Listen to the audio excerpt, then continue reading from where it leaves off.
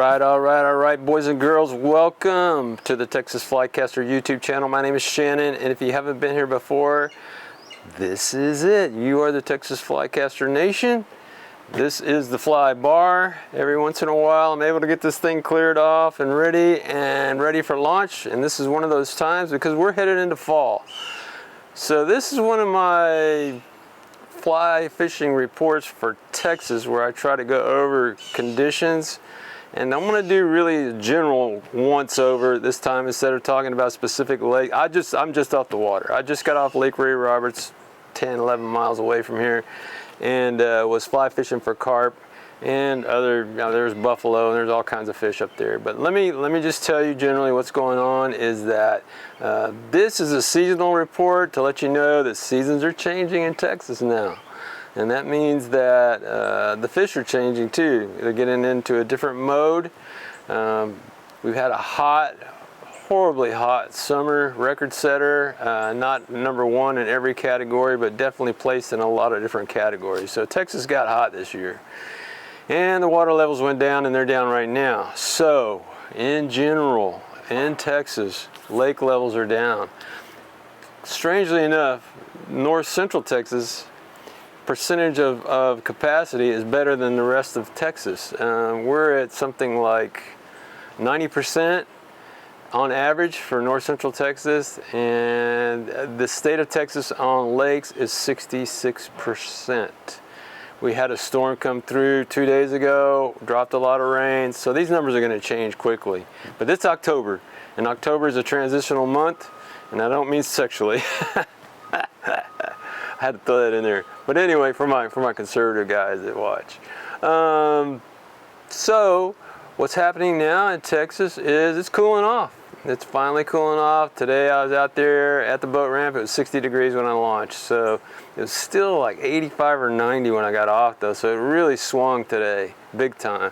You can expect these temperature swings. You can expect wind swings because basically north winds are fighting south winds for dominance. And I think the north is going to win out because, and now, in the beginning of October, because we got another cool front coming tonight. It's going to drop another 10 degrees. So we'll be in the 50s tomorrow.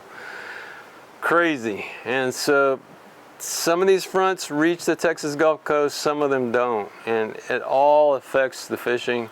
You know, we look for bluebird days after very cloudy, overcast, cool fronts on the coast.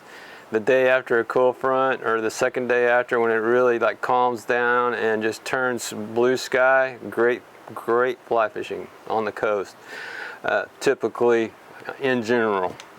But we are headed into fall. October is the golden month on the coast. So in Texas, we look forward to October. It is the month that we all can look at and go to and say, hey, this is a month we can go to the coast, we can catch some redfish, we can see the bulls schooling up, getting ready to make their move. It's a really fantastic time of the year on the Texas Gulf Coast.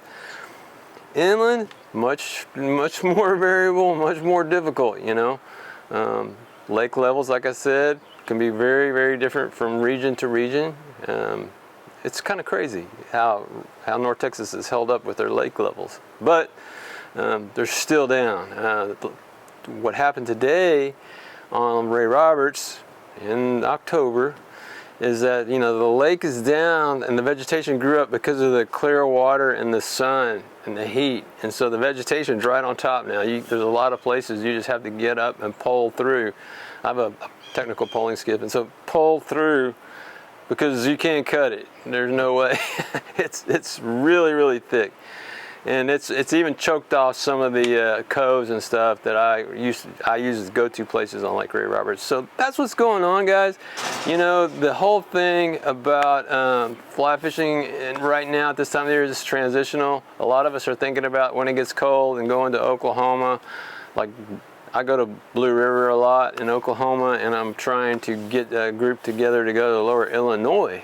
So if you guys want to go to the lower Illinois River, make sure you contact me and maybe we can figure out a group trip or something like that to go there.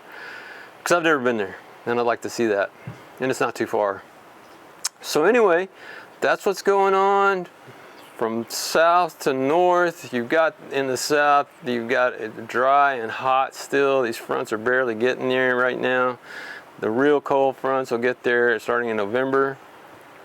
They're already here. The cold fronts are hitting here in the north, and they really stir things up. Whether we had damage at my house the other day, it's really an interesting time of the year for a lot of things, not the least of which is fly fishing in Texas. Guys, like and subscribe. I'll have more detailed fishing reports, fly fishing reports in the future, but I just wanted to give you a seasonal change of what's going on, and try to kind of fill you in. If you got any questions, put them down there in the comments, and I'll be glad to respond. I try to respond within a few hours of people contacting me on YouTube. Thanks for watching. Be sure you check out the website too. I mean, it's been around for 16 years now. www.texasflycaster.com is where that's at. Articles that go way back, and if you look back into the YouTube videos, I was thinking about Lefty Cray the other day, and I have this really, to me, treasure of a video of him doing kind of a demonstrations at tailwaters a few years back while he was still moving and grooving, and it reminded me of some things that I like about the Cray cast over these other, what I call like the wolf cast. So anyway, I'm getting ready to get controversial, I think. Thanks for watching, guys. See you next time on the Texas Flycaster YouTube channel.